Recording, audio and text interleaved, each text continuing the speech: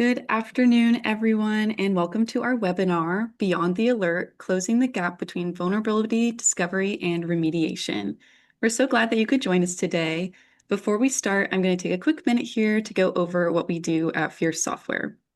Fierce Software is a small, woman-owned, value-added reseller. We specialize in enterprise open source software, market-leading DevOps capabilities, and secure data platforms, all with a strong focus on supporting our public sector customers. Our unique reseller perspective helps us understand your goals and technology challenges, allowing us to offer solutions from our extensive portfolio instead of just a single vendor approach. We set ourselves apart in the reseller market by consistently delivering on our core capabilities. We act as an innovation broker, connecting our customers with the leading technologies and the smartest people behind them. We serve as a license manager, simplifying procurement and reducing administrative overhead. We focus on customer success, providing access to vendor-trained and certified professional services. And we prioritize customer enablement, offering workshops, webinars like this one, and hands-on events to help teams stay current and build real-world skills. At Fierce Software, we're proud to work closely with our trusted partners to bring innovative solutions to the public sector. One of the ways we're doing that is through our Fierce Innovation Lab, a secure hands-on environment built with Red Hat, GitLab, and Dell technologies. This lab allows government agencies and system integrators to explore modern technologies and DevSecOps workflows in a realistic, mission-aligned setting. For today's session, we're joined with Kate Richards from Sonatype, and we've got Kelvin and David from HeroDevs. They'll walk through real-world telemetry to show why fixable vulnerabilities continue to propagate across federal environments and what teams can do when patching isn't an option. If you have questions at any point, feel free to drop them in the chat. And with that being said, I'll stop sharing my screen and go ahead and turn things over to you, Kate.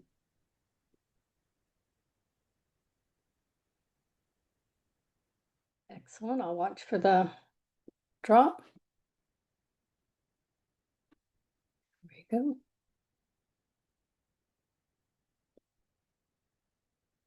Well, thank you, Jody, and welcome to everybody that's joined our webinar. I can't speak today already. It's going to be a fun time.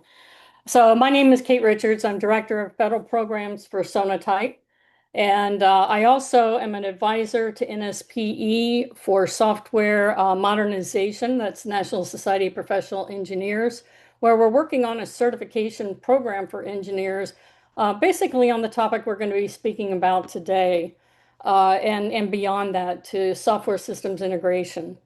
And then I also advise University of Florida's Florida Institute of National Security, also based on our securing the software supply chain. So I stay very busy in this field. My two outside Sonatype roles, I do as part of my give back to the community. I am a Gold Star mom of a fallen Marine, which is what guides me on everything I do now in this industry. We lost my son about 11 years ago. And, you know, anytime a son is deploying or a daughter is deploying, the moms usually have that talk with our kids. And my son only asked for one thing every time he would deploy, and that's if something bad should happen, to please take care of his wife and his brothers, the ones deployed and the ones who come home. And that was always what he asked me to do. Well, my daughter-in-law could actually take care of me. She's fantastic. But I do take care of the brothers through a lot of charity. But also, you know, the oath I made to my son is I can't carry the big heavy backpacks and so forth. Those aren't my skills. But what I can do is use the skills that I do have to protect the warfighter. And that is actually how I see my job.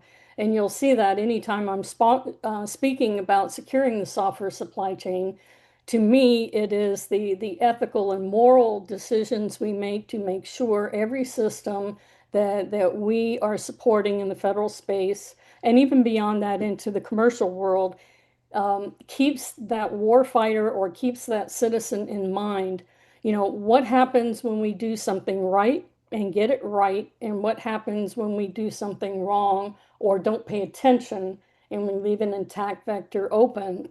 what happens in that scenario. So I always encourage everybody from program managers, systems engineers, software engineers, think through that and also communicate with your developers who may not see the bigger picture, that very thing. What happens if we get it right and if we get it wrong? So when we buried my son in Arlington, I actually made an oath while I was sitting there that that's what I would do for the rest of my career, is take care of his brothers that are still fighting, as well as those that come home that we work on with charity fundraising and so forth. So that's where I come from, and you'll see some of that as we go through this presentation. Also like to introduce Dave and Kelvin. Dave, why don't you talk to us a little bit about what you do?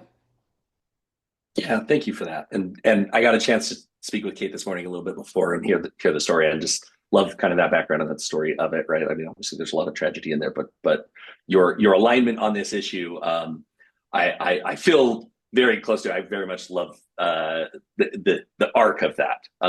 Yeah, I'm Dave Welch. I have been a software engineer for 20 plus years, software engineer, solutions architect, that kind of thing. I'm the chief software architect by day at HeroDevs. So I try and align from the technical standpoint, the vision of where we're going, making sure it's viable, making sure it's actually doing the work, making sure that the business folks are able to get what they need, and we can also still build and do the craft and all those kind of things. So love doing that. Outside of work, I've got too many rods in the fire. I am a co-chair on the CVE automation working group. So the group that actually produces like the services that run everything and put the vulnerability information out there, kind of at that root source, as well as a member of some of the other groups and stuff. And I my only regret in life is that I don't have more time to go to things like that. I'm a pretty big nerd in general, but I really love this kind of thing. As a software engineer for the 18 of the 20 years, I was the problem. I did not update my stuff. It was too hard. It broke things. It was limited risk. All the reasons. 2020, we really saw a change in how that goes. Right, like GRC started to get more serious. People started doing S bombs. We got tired of everybody losing their data and breaching it. And so, it's fun to imagine or to see where we've come. In 2022, so 4 years ago, I joined HeroDevs, and we used to dream about, having impact and seeing and raising end of life specifically as an issue, because it's kind of this blind spot that everybody kind of talks about, but nobody actually really understands until you get into it. And so I joked before that I've almost got my EOL tattoo. I'm probably going to get it at some point, literally, because I've dedicated the last 4 years towards it. But yeah, that's me in a nutshell. Love doing the open source thing. Love my work at HeroDevs. Love helping people solve problems ultimately. So, and I'll tee that up to talk with Kelvin here. I feel like this slide doesn't do him enough justice. Kelvin is all those things that you see there, but also he's frontline in the trenches. I'll let him talk about it more. But yeah. Thank you, Dave. Thank you, Dave. Yes, my name is Kelvin. I've been with HeroDev since 2022. I'm a solutions engineer here, so I get to be sort of the front line. I speak to our customers all the time and help them, right, mitigate this risk, this ongoing risk that they have when it comes to EOL software, EOL open source software that they're using. So yeah, I pretty much get the opportunity to listen to their stories, listen to their struggles, and help them with our solutions, right? Because we have an incredible set of products that help our customers mitigate their open source software risk. So yeah, aside from that, I've been also a software engineer for the past 2 decades. And just like Dave said, I am also the problem, right? I've also been the problem where I don't update my libraries. I don't keep track of end of life software within a product that I'm working on, just because there are other priorities, and technical debt sort of continues to build and build and build. And then, by the time you realize it has been 2, 3, 4 years of technical debt sort of just compounding, and then you find yourself in a moment where, hey, I need a certification now, or I have some contractual obligation, and I have this humongous technical debt, right? So this is where we get an opportunity to help our customers. This is our bread and butter. So yeah, happy to be here. And Kate, I'm very sorry for your loss, and I love your story and I love who you are as a person, and happy to be here with you guys. Yeah, they often call me mom on a soapbox when I get started, but it's one thing to have the goal and the desire, and I think we all do in our community. but getting past the noise and getting past all the to-do tasks and everything, my goal keeps me going when I get that big stack of red tape paperwork, or I get a huge stack of backlog. So that's why I like to share the story that we have an ultimate goal in mind, which is the human factors of what we do, and we often get bogged down in just the overwhelming task that's in front of us. Sorry, we have a little problem here, which we'll talk briefly about. But for the rest of this session, we're going to talk kind of at the macro level, what's fueling this vulnerability debt. But we want to work down to very specific issues so that we can talk about how do we solve that issue, and that's the end of life part of the debt. So, when we look at the world of vulnerability management and what's fueling this debt, to boil it down into four areas, you have data, and the blind spots in the data create false confidence. And we'll talk a little bit about that in detail on the next slide, but the amount of vulnerability CVEs in the NVD databases, what about 37%, Dave? I think that Yeah. have actually been scored. So when you start scanning only into that source, or you have tools that are only referencing the NVD, you're only scanning a small subset of the actual vulnerabilities that are out there. So you start getting false scores that say you're okay and you're not. You've got attack vectors out there, or you've marked them as I acknowledge those, I've set them aside, and I don't go back to them. I forget to go back to something I may have set, and then I forget it. So there's a lot of false confidence that we set in the data, and then that just adds up further along the line.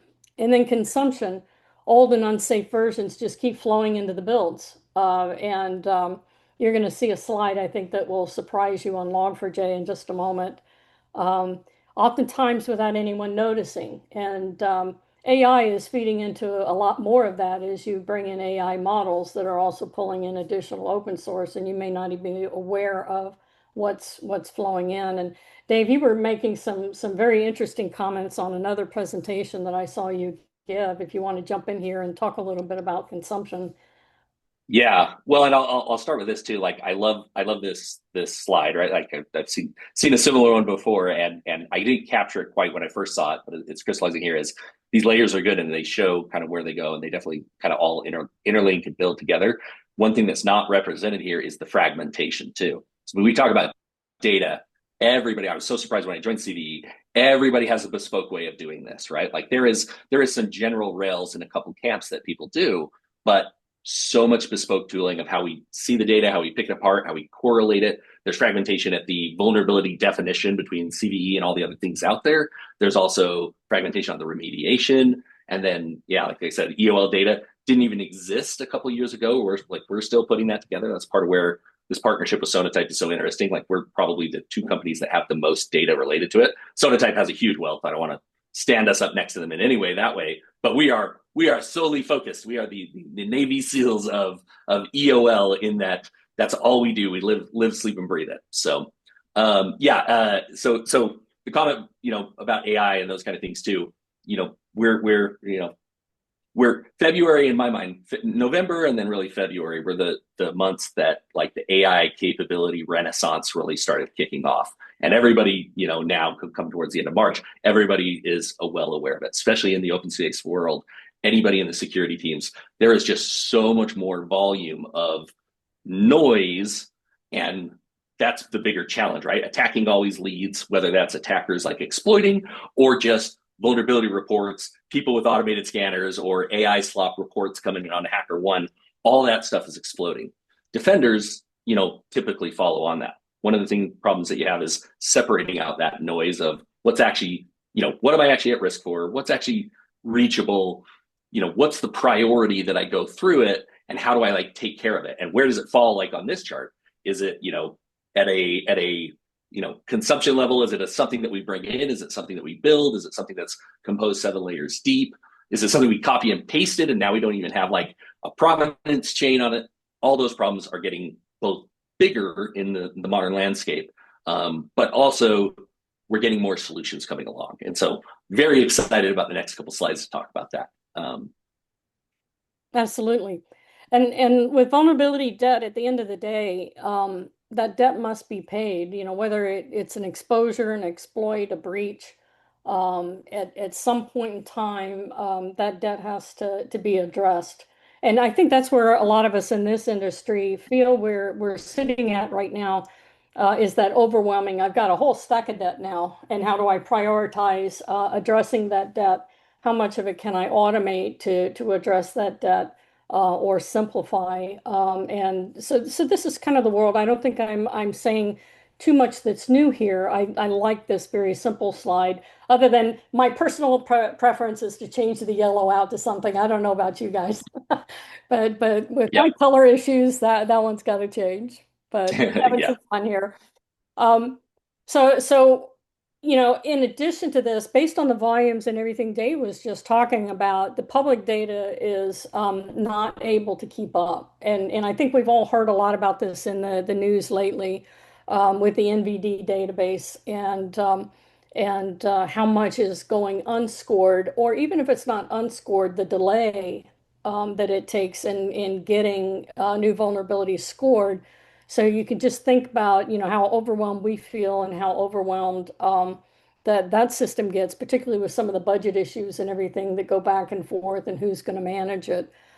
Dave, you had some really great points about this when you and I were talking earlier today, if you wanted to jump in. Yeah, definitely. And I'll signal to Kelvin too. I'm going to tee you up from your lens on this in the trenches on it. But yeah, I look at this number and I realistically, and take this with a grain of salt, I chuckle because I'm like, either A, that was right when we first did it and it's grown measurably since then, because we produce lots more software than we scan and check. But B, I think that the risk is much higher. Now, I love NVD. NVD and CVE are very different. That's a common misconception, or like that they're tied together and their budgets are tied and all these things. Very, very different. I love NVD. I love the work that comes out of it. But also it's vastly undervalued and underserved. And hopefully I've heard some things that there's, some proposals coming together to like get them more resources, which is great. But I raise this not to diminish any of the work, but to say the number of calls that I get on and the number of people that we deal with, over the last 4 years that say, oh, well, we watch NVD, we watch the KED lists. So like we know something actually applies and we're responsive to it within 2 weeks or whatever. And I'm like, oh my gosh, that makes me terrified if you have any of my data, let alone you have critical systems or anything else. The gap is widening there. There is not enough coverage to really do the research and scan. There's lag times in how fast it happens. There's so much that goes unseen, unprioritized. And it's, again, it's the quintessential signal from noise problem. So yes, track all the sources you can. Better yet, get tools that do that. And we'll talk more about that. But know that it's not enough to think like, oh, NVD scores it. So if it's got a CVSS score or whatever, like I know I'm good or whatever. Like so many threats don't get that, even when the maintainers can score it or put that out there or know that it's actively exploited. So you really have to take a forward posture on this. And, I heard beforehand that we've got at least a lot of what look like DevOps folks on the call here.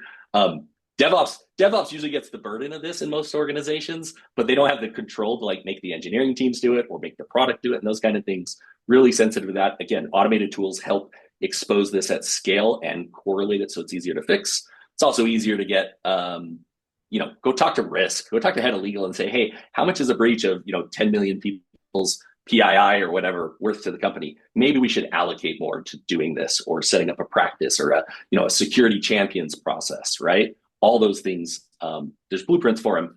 If you feel like you've got a problem and you can't get someone to listen, show up. I think Kate feels the same way, at least, that like I'll show up to any company anywhere and advocate for this separate from anything I do in my commercial life. So, but yeah, so tying it all together, there are so many vulnerabilities that don't get scored. There's such a backlog for when they do get scored that if you're waiting for that NVD flag itself, you're way behind by the time it comes through. So keep up on it, right? And to add to that a little bit, in this age of AI, we touched a little bit on AI earlier. It's just the age-old problem of it's like an ongoing war that we're in when it comes to CVEs. you have now before it was a problem, now it's an astonishing problem, right? Because now you have all these actual hackers fighting the white hat hackers, which is represented here by us, HeroDevs and Sonatype. So we're in this ongoing battle of, okay, who can find the who can find the vulnerability faster and actually mitigate it, right? And now you have all these hackers empowered by basically they have all multi-level PhDs on, and are super enabled to be able to scan and actually find the CVEs before we do. So this is where you want companies like Sonatype and ourselves on your corner, right? Like actually fighting the battle, actually trying to find the CVEs, monitoring packages that no one is even looking at when it comes to EOL, right? End of life. So that's where we really shine, right? We have this ever-growing data set of end of life open source libraries that no one is looking at, no one is maintaining. And there's, that a ton of products that sort of depend on, and we are actually looking at them. We're looking for CVEs. We're looking for vulnerabilities. Sometimes we're taking on the commercial support for those libraries. So we're actually fighting the fight, right? You're not just your security team or your product team. It's not trying to fight these hackers, right? Trying to find these vulnerabilities 24/7. You don't have to do that. We help you, right? And we have a huge teams of security engineers. We're also AI empowered, so we're staying up to date. We're staying on the cutting edge, bleeding edge, and we're helping you fight that fight, basically. And and Kelvin, I'd be interested too. As I kind of alluded to it, one of the biggest challenges that we've faced over the last 4 years, and it's getting easier, which is A, good for us in our day jobs, sure. But B, is indicative, at least, anecdotally from our experience of talking with people and stuff, is we used to have to train people. We used to have to sell people. Like we would show up and say, this is why that signal matters. And I say, yeah, I'll fix it when I get to it. Or when, I'll get alerted when the CD comes out. And it's like, yeah, but what's your process for doing that? Like, how do you see it? How do you operationalize it? How do you know that it happens? Like, I don't know. NPM will warn me, right? Maybe it'll say something. And I'm like, man, like we got to step through why. We got to do a base level of education on this to get a lot of people there. And as I was listening to you say all those things, I'm thinking about going to some of the conferences, right? Like I was at Java One last week. We got RSA Conf, I think, going on this week or next week. The it's really common for people to say, oh yeah, I know that. I hear that. I hear that there's these tools. I hear that we should do this, right? I heard that for the 18 years of my career being a problem. But if you haven't really internalized it, if you haven't really looked at it, if you haven't looked at it from both a DevOps, DevOps sec, or, and in conjunction with product engineering, it's time to reevaluate. If you haven't looked at it from a product stakeholder and a management and risk stakeholder standpoint, it's time to re-engage and talk about it. The landscape is wildly different than it was 2 years ago, 4 years ago, 6 years ago, right? And the future, as I think we're going to talk about here, only brings it in more, right? But that's a thing we deal with on an everyday, right, Kelvin? Like Right. people showing up thinking they know it and like leaving calls. How many calls have you left where they're like, I knew I had this problem. That's why I called you guys, right? Like usually people know on the calls, but I didn't realize it's in everything I have, not just, Angular JS or this one, Spring framework or something that we have, right? Right. Listen, when it comes to EOL, for example, we have one of our major products is AngularJS. And correct me if I'm wrong, Dave, but we found every single CVE since AngularJS came out of support. We've actually found, because we continue, right, to scan, and Yeah. our engineering team, we literally have staff to look at this problem every day to try to find CVs. We partner with white hat, third-party white hat organizations. We have proprietary systems. Like I said before, we're actually fighting the battle, and the battle is happening. It's happening every day. Yeah. Which I'm going leads to jump perfectly ahead into a little this. bit because I've got some surprises for you guys you haven't seen yet. So have it up my sleeve that I want to spend a little bit more time on. But I did want to talk a little bit about consumption. And this is just one of my pet peeves, and I know some of my colleagues. And you can actually follow along with Log4Shell up on our website for how many downloads we're continuing to see, because we are the stewards of Maven Central. As of last year, when we did our annual report that we published this year, 42 million vulnerable versions of Log4j were still being downloaded by developers in 2025. So this came out in what, 2021? And that represents, 13% of all Log4j downloads. So this isn't just it's in the system and, something you built a long time ago. This is actively being downloaded into projects that are being built. And why does this happen? We talked a little bit about this earlier on the slide, but it happens because of dependencies. You have a tool that's scanning maybe only for the primary vulnerability in your system and not for dependency trees. You've set something and then you've forgotten it. You set it and said, okay, I can deal with this now, and you never came back and took a look at it later.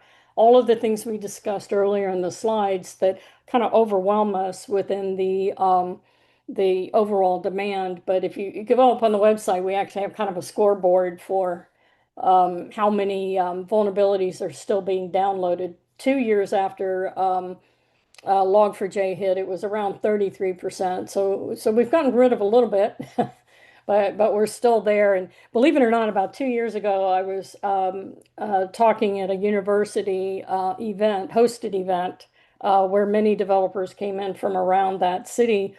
And I had several saying I can still manually address the vulnerabilities that I have and the open source that I have in my applications. When I picked myself up off the floor from a heart attack that I had with that statement, because it was a critical mission system that was being referred to, I just pointed to this number and the criticality of Log4j. And this is just one. How many have we had since Log4j? I just use Log4j as an example because so many are familiar with that.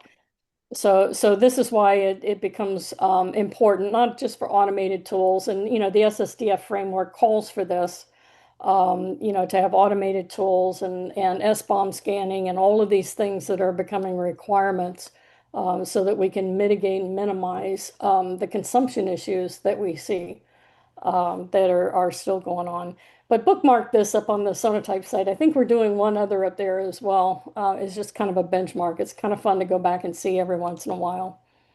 This that slide just makes me think, come on, y'all. Like that one was such an Armageddon moment. Yeah. Like Minecraft was affected by it, right? Yeah. Like my kid was running a server and I went and Yeah, my shelled nephew was into it. very unhappy.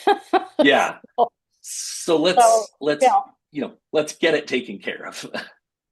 Yeah, and if you look at consumption practices, fuel bad choices, the set and forget that we've talked about, version gets pinned once and then copied across services for years.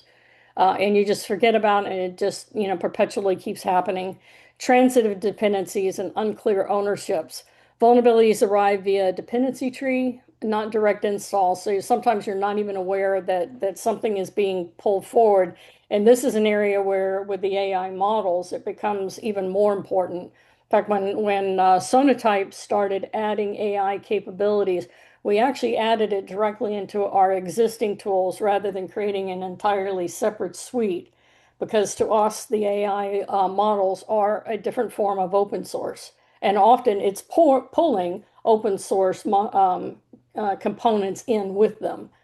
So we didn't want to say these are two separate worlds. We wanted to say you can't even begin to secure your AI if you haven't first cataloged it and know what's in those models. And then you can start from there beyond, and we keep enhancing that. But that's addressing these issues around transitive dependencies and unclear ownership. And how do you get a handle around that?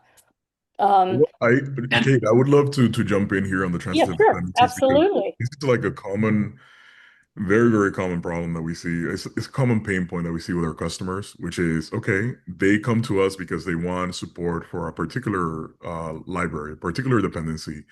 And then we do a scan for them, right? And we find that they have transitive dependencies. To anyone that's listening, that if you don't know what transitive dependency is, it's a dependency of a dependency. In a dependency graph, you could have so many levels, sometimes thousands and thousands of dependencies, and then people sometimes come to us, our customers come to us, and they don't know this, and we are able to analyze their stack, and say, well, we found, in addition to what you came to us for, we have found vulnerabilities, and we have found several libraries that you're using that are end of life that no one is supporting. And then, a lot of them are surprised that, so some of them are, depending on their experience, of course, but some of them are surprised. Like, they came to us with one problem, we found 25, 30 for them. And of course, we help them mitigate. But this, most software that is built, most modern software that is built today is built on an enormous amount of transitive dependencies. It just goes on and on and on and on. So yeah, it's a Yeah. big problem. Yeah. Kate, you mentioned someone saying they can manually manage their stuff, and I would have fallen out of my chair and I probably kind of almost fell off the platform, guys. I probably would have laughed a little bit, because even thinking of, my background, I was a Java evangelist for 12 years, but now I've spent the last 8 years of my career working in like every technology. I don't care which technology you pick, you should have transitive dependencies, and that alone is enough. And there's actually a great example of it. I mean, great and terrible example of this going on this week, for those that have been following it, that's at the intersection of like transitive dependencies, supply chain attacks, and AI. And that is the light LLM got compromised, right? One of these LLM libraries, and I haven't dug too far into the actual specifics of it, other than to know simply saying install it. I think it's a Python dependency, like, can lose your SSH keys, your what's it called, credentials to AWS, like all these different things. It'll siphon them out just during the install process. And the insidious part of that is, sure, that's happening there, but it is a supply chain. Anything that depends on that, which all of these libraries funnel down to just a few core components, right? It's almost like the xzlib, right?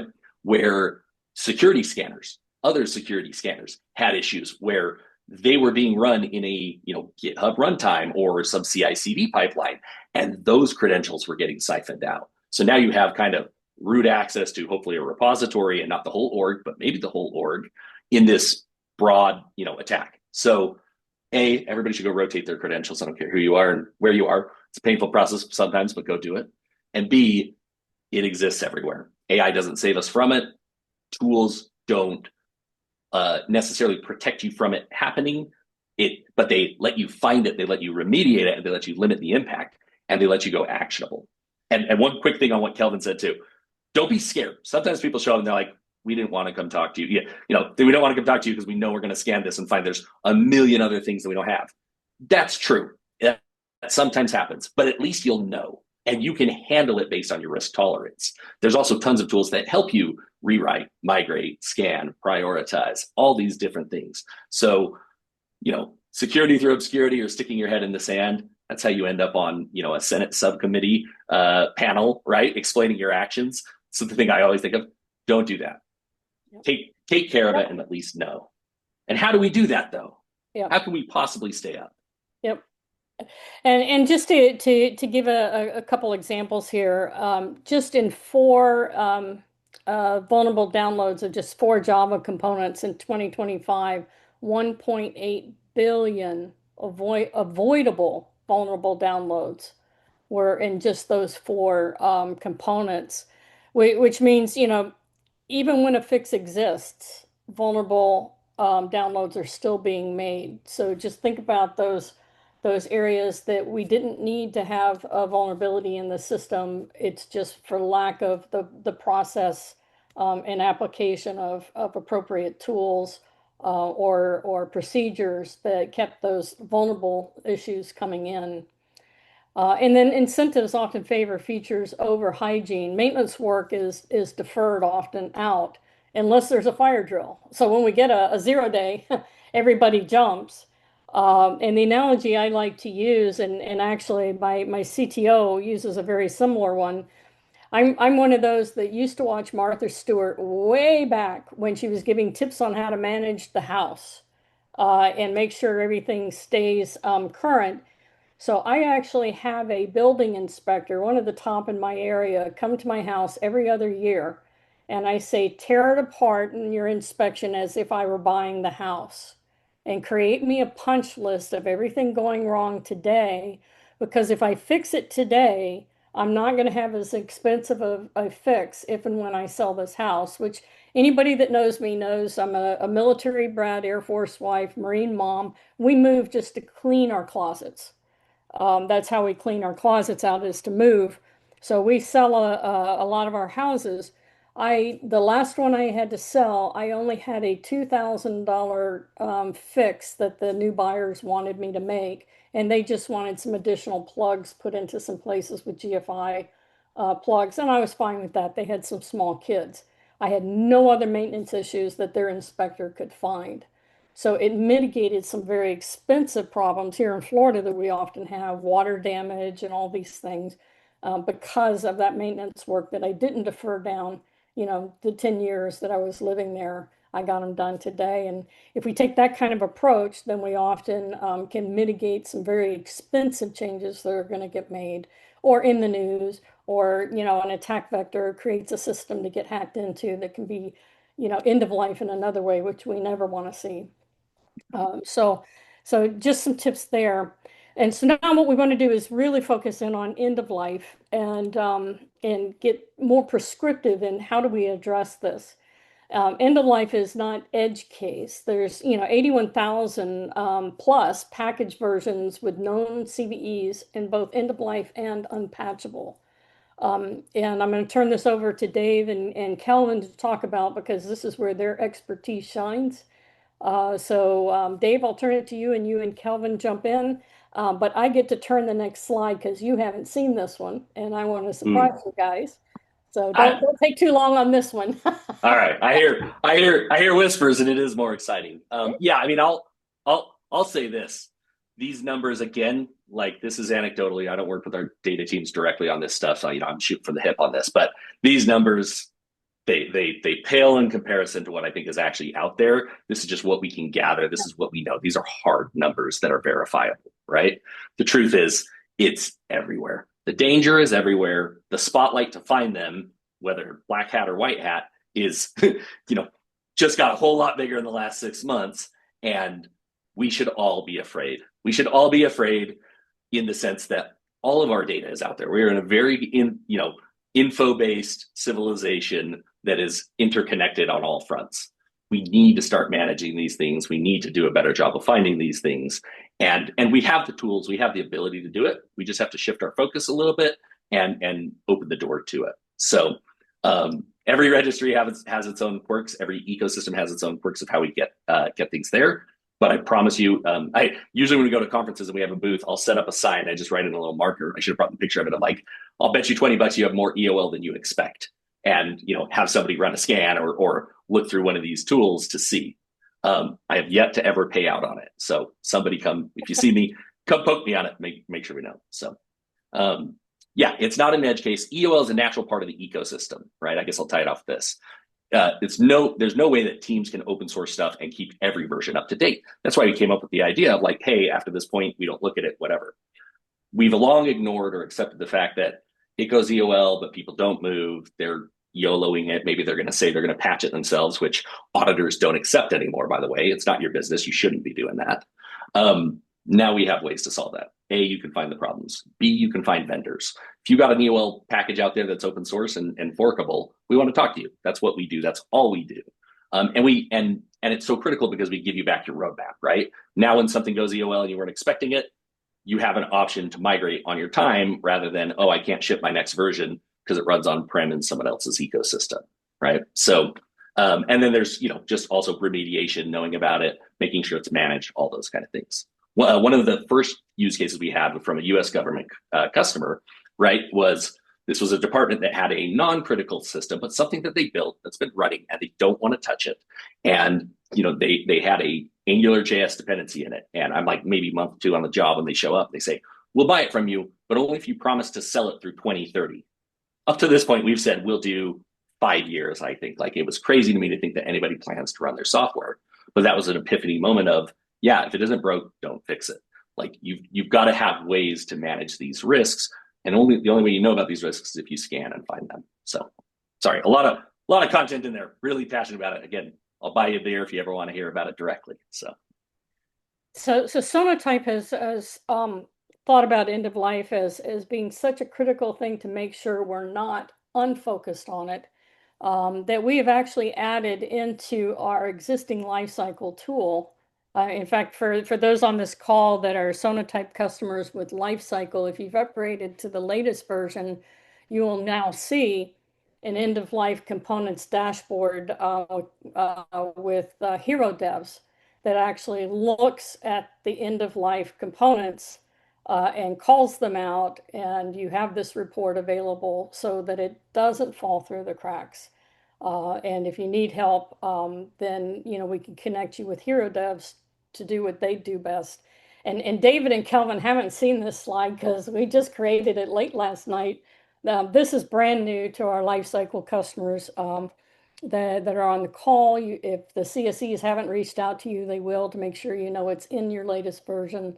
But I'll take it from there because I see David now drooling that he now has a new toy to play. And Kelvin is just going, oh boy. So I'll be quiet and let you guys have fun. So if you have Lifecycle, you can log in and see this right now and start using it, right? Okay, this is so cool. So again, 4 years ago, we were sitting around, we didn't even have the name for NES, right? Our never-ending support, right? Because like if we pick something up, we support it indefinitely. It's not 5 years, right? It's forever now. We dreamed about having this because the data is really hard to find out there, right? Like sure, like some registries have deprecations, right? Like Lodash could go flag an NPM, they can deprecate it. Maven can't, which I keep talking to Brian, trying to talk to Brian. We got to get that going for sure. But we'll get that or something similar from the ecosystem. But again, having this view, having this snapshot, I now have priority to look and say, okay, first off, I can see I have more Java projects than NPM projects, at least that are scanned and showing problems here, right? 9 out of 10 on this top chart here. But also, I have a commons laying 3 problem, which I love that library, by the way. That's like one of the first libraries as I was getting into dependencies and open source. I was like, oh, I don't have to reinvent the wheel. That 82, right, makes it so much easier to say, oh, not only do I have that problem, but I know whatever those other projects have, they probably have more problems, right? They're not showing up on the chart directly, or there's less of a count, but give me a list of those projects, drill down from there, right? Jungle graph it from there of what I have to work my way through or build my profile. This kind of work is impossibly hard to get time and space to do unless you're the largest organization and you're really, got support from your GRC folks, right? Now it's at your fingertips. So I'm not paid by this. I'm not even commission based on sales at HeroDevs, but I'm going to be pumping Sonatype for this for exactly this reason. This is so critical. Yeah, and as far as I know, nobody else has this, right? Like it is hard to do this with the data that we even have, and we're only about EOL. Sonatype's the only company I know that could provide this. So yeah, Kelvin. I was going to say it's amazing to see this because we actually provide reports that look kind of like this, Kate, to our customers, but they have to come to us. They have to provide like certain information, their manifest files, sometimes an SBOM, and then we provide a report like this. So just to see it working like seamlessly, right, for your customers is so empowering. And yes, to add to what Dave said, no one has this data. How many versions, Dave, are we tracking on EOLDS at this point? Basically, we have a huge data set of we're monitoring, and we have like the largest database by far. I think we have 10 to 12 million, right, versions that we're tracking. Yeah, of the critical OSS packages, and that's continuing to grow. Again, I will say the largest database asterisk, right? EOL focused, because I know the Sonatype guys have a wealth of knowledge that I want to get access to. But we are nobody is focused on this like we are, and you can see it through this collaboration for sure. Yeah. Well, Dave, I can always be bribed by steaks. You know that. No. I have a new friend to bribe. The package is already in the mail, so and I got a list of names too. I know who we need to go talk to even. So no, this is great. I mean, again, just the 2 tables that I can see here. I've got the priority from that bar chart, and I also get now the dopamine feedback, right? I'm very neurodiverse. I'm ADHD, right? So both sides of the fence. I got that bar with 82 at the top. I want to see that bar go down. I now have something just as as an executive stakeholder, doesn't get to hang with the ICs nearly as much as I want to. I can at least go to the meetings once a week and be like, yo, this line is not going. Let's make it a goal that this line goes down. Or better yet, one of the ICs comes to me and says, look, no one's going to give me air cover on this, but we're on fire and, it's not revenue based. yet. It is once you can't sell to your customer or you lose your SOC 2 compliance or whatever else. So, you start to build alignment from all different aspects around doing these kind of things. Another thing that I love about what I'm seeing here in the screen is that it presents the problem that a customer may have, but also the solution in the bottom. So you can see there, okay, we found this that you're using, but here are versions that are supported. So fret not, we will help you with this problem. So it's great. Some tools only present you with the problems. It's great to see the problem and then the mitigation right under it. Yeah, which speaks to the title of this session, which is bridging that gap, Mm-hmm. notification to solution.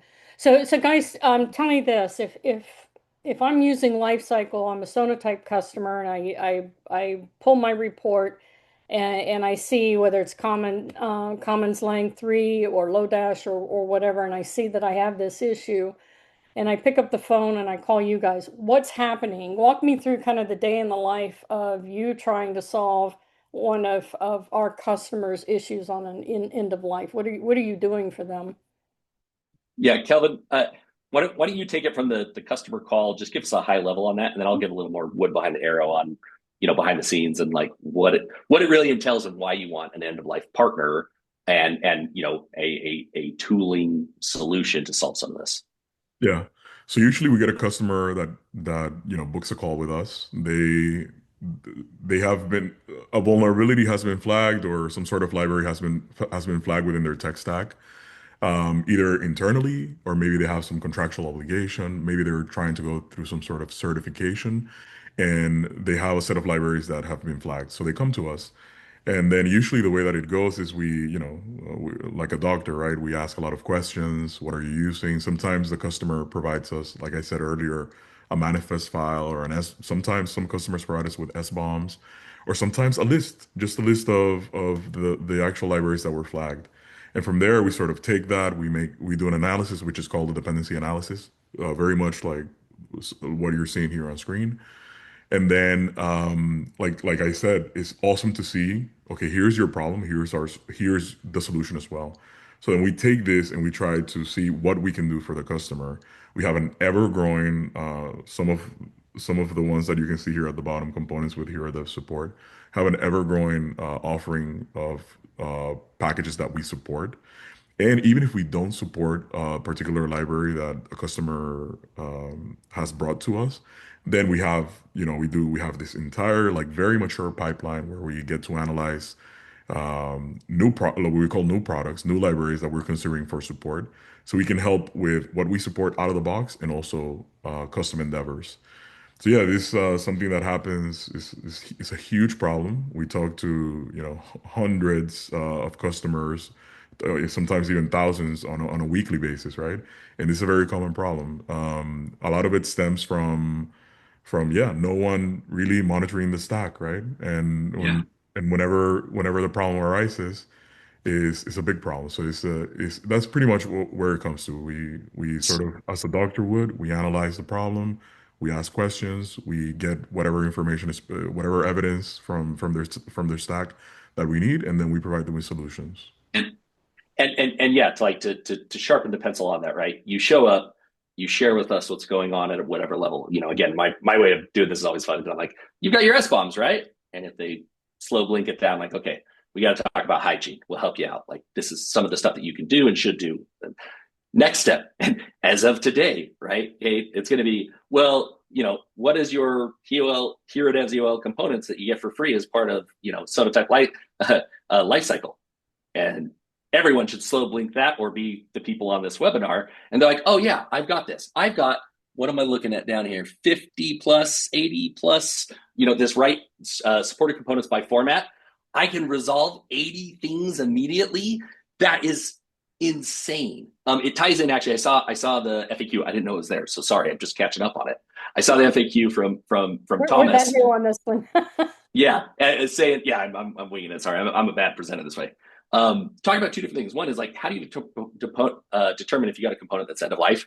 Boom. First off, right here, already in your ecosystem, go. If you're not buying, if you're not running lifecycle, like this is literally going to be my position now. If you're not running lifecycle yet, you should be now for exactly this reason. As an organization, again, no referral here, just I don't know how you would say that you're going to manage these things and how you're not going to end up rewriting your systems in response to a 0-day and blowing up your timeline for features or releases without having something like this.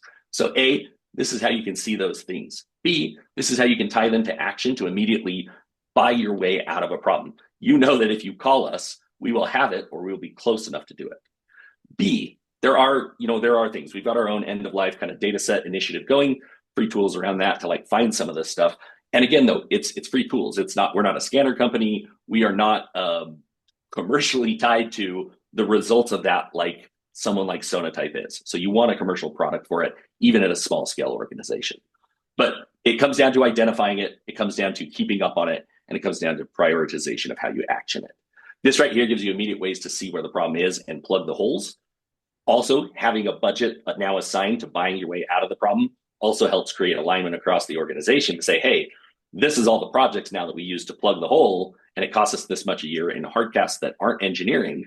What's our engineering cost to, upgrade the service, right? Or get to new things, right? And again, this is the kind of thing where the data is still pretty disparate. If you've got something that shows up here with Commons Lane 3, I guarantee there are other things in that project that are end of life or going end of life that we know about, right? And look ahead towards to say, in June, you've got this EOL date. You want to either migrate or, replace this other component as well, right? Apollo GraphQL has some of their stuff going from end of life on V4, so it's moving to V5, us internally as well. It's a big shift for everybody. If I can't get there fast enough, I want to buy my way out of the problem. So, but yeah, automated tools with visibility into where the problem is, and then options of how to buy your way out, how to remediate your way out, how to start putting, network layers around it and reduce the problem eventually. That's the name of the game for that. Sorry, go ahead, Kelly. It's important to note that when you're saying plugging holes, so the way that you plug these holes is in a way that is in the lowest amount of risk to you, to your team, to your company. Because what we, for our NES offering, our never-ending support offering, what we have is drop-in replacements for the open source libraries that you're using. So I have a beautiful story that is my favorite story by far of a customer experience. That it was a customer that came to us and they were basically being forced to this particular team within this large enterprise was being forced to a migration within 6 months to be able to pass certification. I think it was FedRAMP. And they had this huge problem. They even issued an RFP and they were looking for help for this migration within 6 months. There was no way. They came to us and there was no way. We participated in the RFP and then we said, well, we don't actually want to help with the migration and we think it's unfeasible. What we do want to show you is how you can save time and mitigate this risk, this huge risk, right? Even if you were successful with the migration, with the forced migration within 6 months of this huge enterprise product that they have, even if you were successful with that, the risk is enormous, right? That you're introducing with all these changes. And we showed them we can swap these libraries that you're using with secure versions, and it basically brings your risk to zero. It's just changing the config file to point to a supported version of the open source library that is maintained by us. It's that simple. And the customer went from having a huge problem that they we're going to spend hundreds of thousands of dollars on, and still, even after spending this amount of time and effort, the risk was going to be enormous, right? So they were able to save money. They were able to patch it within a few within a few hours, right? As long as it took us to get through procurement, they were able to patch their problem, and their risk was zero. And the customer is running. The customer still hasn't finished their migration, and this was sometime last year. No, sorry, sometime in 2024. So that's the power of what we're bringing here is like, helping you really control that risk and not being forced to a migration just because end of life the software is no longer in support.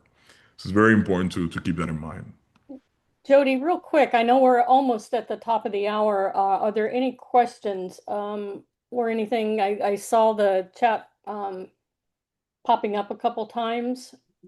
And also just some housekeeping. If after you get off this call and you have any questions or you want us to reach out to Jody and she will hunt down the right folks. And we'll get everybody connected. I kind of figured Kelvin and David were gonna have some fun with this slide. Yeah. It's my surprise and present to you guys. Yeah, I'm no, I'm this looked awesome. Yeah. I'm resisting the urge to log in and do it right now. Like this is what I will be doing after. So Yeah, it looks like we're caught up on chat. We still Good. have 4 minutes, so if you guys want to close out on any final thoughts. um yeah, if I can oh oh yeah, forever risks. This one. These are Yeah. your slides, so I'll behave. Okay, no, you're good. You're good. Actually, yeah, I'll do a quick on these two, right? And I think we're a lot more USG, affiliated right now on Yeah. some of the people here. But it's worth bringing up that, and going back to what I said before about fragmentation. There are global programs, right? There are vulnerability databases that are not even tied in and don't even want to deal with CVE, even though CVE really should become like the global index. I mean, it supposedly is, but like it's continually growing more in a community effort. Which, by the way, if you ever want to see how it works or contribute, show up. Super nice people, super easy to get started. It's like way easy to go. Um, this map is I love this, kind of like what I'm saying about all the other stats. Next year, by 2027, this map will be way more filled in with compliance regimes. The problem is known, the risk is real, the impact has been measured. Secure by design coming out of like Bob Lord's camp, if you know him. They talk about this point really, really well, about how in the 1970s in the US, the automotive industry, right, cars killed people all the time, right? And it was kind of like, oh, it's driver error, stop doing that, right? That's where we've been on the infosec for the longest time. Ralph Nader came along and made legislation and introduced the concept of, to convince people that we actually have to like create laws to regulate and create safer cars, we have to introduce the concept of a safer car, right? Like, oh, yes, drivers will make mistakes, but they shouldn't be maimed by their car. They should have seatbelts. There should be security features that slam on the brakes or prevent the crumple zone, introduce the crumple zone or all those kind of things. We are at that turning point as a industry right now. Unsafe software will not be acceptable in the near future to produce. There's just no reason for it, especially with AI augmenting the work and the outputs. It becomes easier and easier to say, document your code, track your dependencies, run the scanner, prefab all of these pieces of it as part of my life cycle. And that's, going back to Thomas's question, and like I said, I'd love to follow up with you or anybody else after, feel free to reach out. That's where we're at. Like we have tools and methodologies and solutions in place now that you can enhance from any level your, SDLC, your software development lifecycle, your scanning processes, your tools, your feedback loop of, great, now we have this HeroDevs report. How do I get that data out and make it operationalized on my internal team's dashboard? Love Sonatype. No, they're good at these kind of things. There's not an API. I'm sure the requests will come flooding in because I'm going to ask for it too. You can take that and drop it into your own ops dashboard and those kind of things. So take a proactive approach. EOL is both going to become a bigger problem and it's going to wreck people if they have to responsively handle things. Get on a good posture, keep it on your radar always, have a report generated so that when someone pokes the flash and says, how do I know I can trust your company? What do you actually do? Bam, here's a screenshot of this. Or here's where we went the last 6 months. I had 82 on that top line. Now it's down to 14 and we know where those 14 are. Like that's such a strong case for selling. So now it helps your bottom line, for defense, for compliance, for credibility, all those kind of things. So sorry, I got on a tangent there. Any other thoughts? That's all right. And on the federal standpoint and even now going into state and local and commercial, one of the areas I wanted to highlight is the SSDF framework from NIST, because you'll see that as kind of a common bridge across, all of the standards and requirements, even the new SWIFT processes from the DoD point to the NIST SSDF framework for, the standards and requirements. So part of what we do at Sonatype with our customers, under NDA, we actually provide line item by line item what we address. We are open source and software supply chain, so we're not intrusion detection and some of those aspects of the SSDF. But we actually break out by line item what tools are handling what, so you can retire it. So when you're going for your ATOs and everything, that paperwork is done for you. And right now we meet and exceed everything on the SSDF framework within realms of what Sonatype focuses on. But we try to keep that as at least that much less paperwork on your desk. And same with CMMC. We have a link up on our website for what we address within the CMMC to try to make that easier for you as well. But don't hesitate to reach out if you need a little bit more on how we meet those requirements. But Yep. we do try to make that paperwork simplified for you. And with Yeah, that, if there's there's no questions, I know we're at the top of the hour. Dave, if there's something you want to close out on? no, just I love that. I put the link in because I'm a white paper nerd, but there's frameworks out there for managing this stuff. There's tools to help you implement the frameworks, and there's value to be delivered, both revenue and risk related. And so again, I joined CVE, having done this already for 2 years. I joined CVE about 2 years ago and was like kind of sheepish. Like I didn't even know how people name things like Perl versus, Omnivore versus all these things. The space is evolving very quickly. It's very friendly. It's very doable. If you feel alone on an island, you know, come to VoneCon, reach out to me. I'll plug you with a couple of the Slack communities where people are actually doing this, and there's a road to do it. I told Kate before, I do the joke of like, yeah, if you mention Kate's name, you get 50% off Sonatype. No, I'm just kidding. Don't. That's not true. But mention this group, talk to people, reach out to a rep. If you're not getting the support that you feel like there, or you need something custom, also come talk to us. Obviously, if you want those drop-in replacements, right? You've got Spring 5.3, whatever, and you just don't want to think about it. We literally give you a different Spring 5.3. Contracts are all the same, but the security problems go away with attestations and everything. So lots of ways to solve the problems, lots of ways to build up your practice. Love to be your partners and help you do it. Great. Excellent. Well, thank you so much, Kate, Kelvin, and David, for a really great and engaging presentation. And thank you, everybody, for joining us today. You'll see our contact information on the screen here, so please don't hesitate to reach out if you'd like to learn more about how Sonatype and HeroDevs work together, what this could look like in your environment, and how your software can support your team. We'll be sending out a follow-up email within the next 24 hours with the recording of this session, so you can revisit anything at your own time.